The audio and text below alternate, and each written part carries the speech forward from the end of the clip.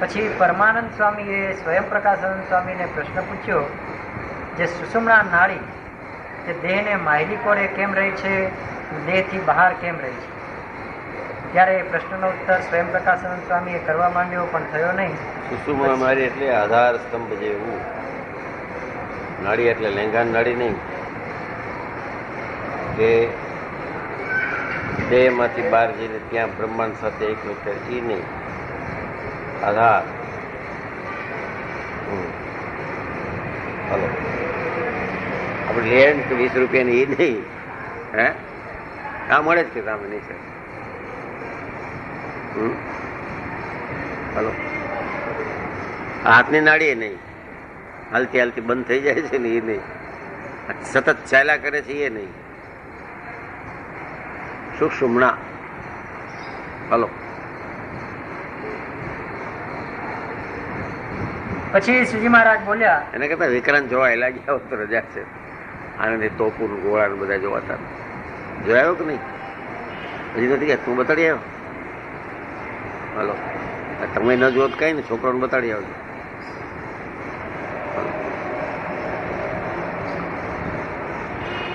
આ બ્રહ્માંડમાં જેટલું કારખાનું છે તેટલું જ આ પિંડમાં પણ છે, અને પિંડમાં અલ્પ છે ને બ્રહ્માંડમાં મહત છે.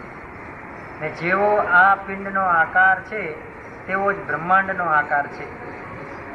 અને જેમ બ્રહ્માંડમાં નદીઓ છે તેમ પિંડમાં નાળીઓ છે, જેમ બ્રહ્માંડમાં સમુદ્ર છે તેમ પિંડમાં પક્ષીને વિશે જળ છે, અને જેમ ત્યાં સૂર્યચંદ્ર છે તેમ પિંડમાં ઈડા પિંગલા નાળી ને વિશે ચંદ્ર સૂર્ય છે.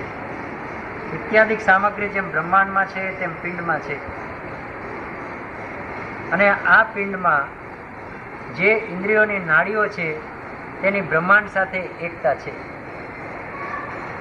તે જીવવાના અંતને પામે ત્યારે વરુણદેવને પમાય છે, વાક ઇન્દ્રિયના અંતને પામે ત્યારે અગ્નિદેવને પમાય છે, ને ત્વચાના અંતને પામે ત્યારે વાયુદેવને પામે છે, શિષ્ણુના અંતને પામે ત્યારે પ્રજાપતિને પામે છે, ને હાથના અંતને પામે ઇન્દ્રિયોના દેવતા કીધા છે.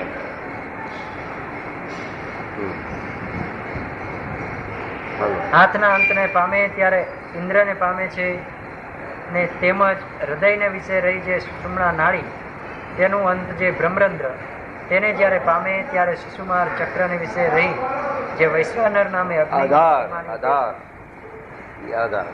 હૃદયના વિશે રહી જે સુષુમ્ના નાડી એના અંતને પામે પાછળ હૃદયથી, અને હૃદયમાં રહી ને હૃદયમાં ને વિશે રહી જે સુષુમ્ના નાડી તેનું અંત જે બ્રહ્મરંધ્ર તેને જ્યારે પામે. એને કોઈ દેવતા ન કીધા, બાકી શિશુપાલ બધા કીધા, વરુણ કીધા, ઇન્દ્ર કીધો, પ્રજાપતિ કીધા. સુષુમ્નાના અંતને પામે તો અંતને પામે નથી બોલ્યા. વાંચ હવે પાછું, હવે ખબર પડી. વાંચ હવે લાઈને લાઈને ક્યાં અટકીને સમજાવું તમને? આ નોકું ક્યાં પડે છે તો સમજવું જોઈએ ને. ચાલો.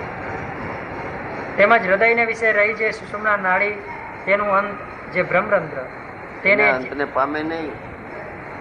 એવી નાડી છે જેનો અંત નિશ્ચિત છે, બ્રહ્મરંધ્ર. અંતને પામવાની વાત નહીં, અંત સોહિત જ છે.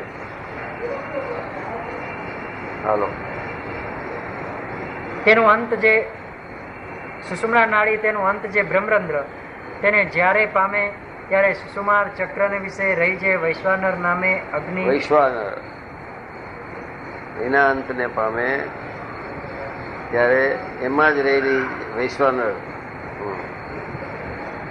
સુષુમાર ચક્રને વિશે રહી જે વૈશ્વાનર નામે અગ્નિ અભિમાની દેવતા તેને પામે છે.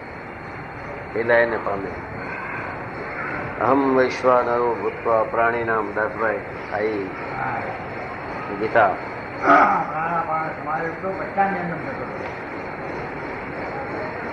ચાલો. ત્યારે બ્રહ્મરંધ્ર થી લઈને પ્રકૃતિ પુરુષ સુધી એક તેજનો માર્ગ સળંગ રહ્યો છે તેને દેખે છે. જો પ્રકૃતિ પુરુષ થી પર એટલે સાંખ્યથી નીકળી ગયા, કપિલ થી આ ગાયકા, હમ. તે તેજના માર્ગને સુષુમ્ના નાડી કહીએ. એવી રીતે સુષુમ્ના એ નાડી તેજનો માર્ગ છે, એને સુષુમ્ના નાડી કહીએ.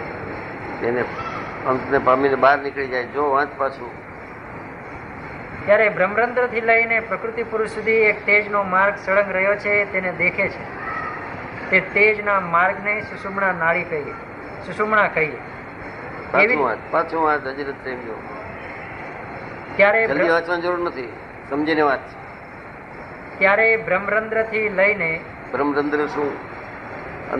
અંતમાં જે છે અહીંયાથી લઈને, એટલે આ જે પિંડ છે,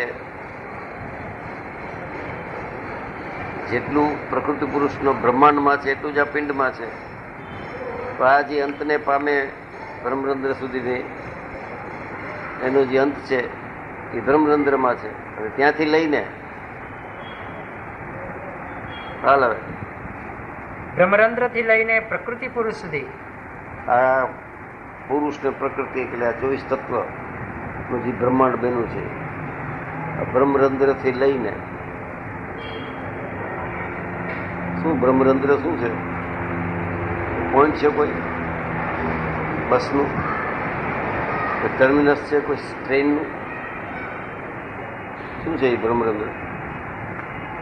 એ ખબર નથી તો પછી ખબર નથી કરવા દે ભાઈ. આચાર્યને ખબર હોય એની વાત છે, સમજ્યા?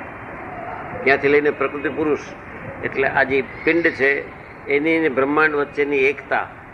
આ પિંડ, આ બ્રહ્માંડ, આ પિંડ બ્રહ્માંડ. સમજ્યો? ખાલી લાઈન નથી લખી નાખી, આ છે. હાલો.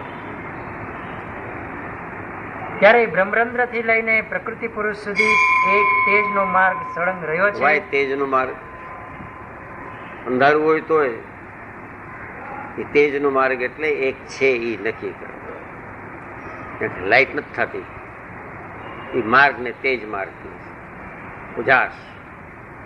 ઉજાગર થઈ ગયું, બધું ખબર પડી ગઈ. એ તેજ આ ધર્મમાં નિયમ કરવા વાળાને, ભગવાનને માનવા વાળાને જે તેજ શબ્દ નડે છે ને એ કોઈ દી સમજ્યા વગર ખબર નહીં પડે. તેજ તેજ તેજ તેજ તેજ શું ગજબ. આપણે પેજ દીધી છું એમને મારા દેખાય તો તેજ તેજની જરૂર છે. હજુ ભાઈ હા પાડી દેશો ને કે તેજ દેખાવું જોઈએ, જરૂરી છે. એ તેજનો માર્ગ. What is Tej? મીન્સ ઉજાગર, એક્વેન્ટન્સ થઈ ગયા. તમે ઓળખતા નથી અને ઓળખાણ કરે કે ભાઈ પડોશી આવ્યા છે, સારા માણસો છે, વેજીટેરિયન છે. જેમ જેમ ઓળખાણ થતી એમ ભગવાનનો ભગત છે, પછી કે કૃષ્ણનો ઉપાસક છે, કેમ વૈષ્ણવ છે, એમ આજે જે ઉજાગર થતું જાય એ પાંચેય ઇન્દ્રિયોના દેવતાથી પર થઈને પછી બ્રહ્મરંધ્રમાં હૃદયને વધારે સુષુમ્નાની ત્યાંથી ને ઓનું સંબંધ થાય પ્રકૃતિ પુરુષનો. અપિંડ બ્રહ્માંડ, પિંડ બ્રહ્માંડ એકત્વ થઈ જાય એ તેજ. હલો. એક તેજનો માર્ગ સળંગ રહ્યો છે તેને દેખે છે. તે તેજના માર્ગને સુષુમ્ના કહીએ. એવી રીતે સુષુમ્ના નાડી પિંડમાં અને બ્રહ્માંડમાં રહી છે. આમાં એ રહી છે, આ પિંડમાં એ રહી છે. અને આ પિંડ છે એ મિનિએચર બ્રહ્માંડ છે, નાનકડું.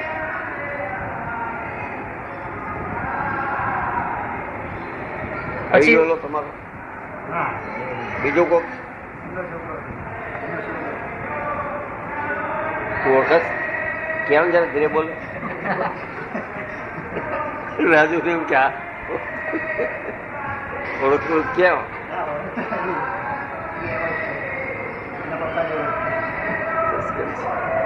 ચાલો. પછી વળી પરમાનંદ સ્વામીએ સ્વયં પ્રકાશાનંદ સ્વામીને પ્રશ્ન પૂછ્યો, જે પ્રથમ જાગ્રત અવસ્થાનો લય છે કે સ્વપ્ન? હલો. પ્રથમ જાગ્રત અવસ્થાનો લય છે કે સ્વપ્નનો લય છે કે સુષુપ્તિનો લય છે? ત્યારે એ આ પ્રશ્ન તો ભગત તમે 20-25 વાર વાંચશો ને પછી ખબર પડશે શું પૂછે છે. પાછળ 6 મહિને કે એમ વારો આવે ત્યારે પાછો ભૂલાઈ જાય બધું. હમ?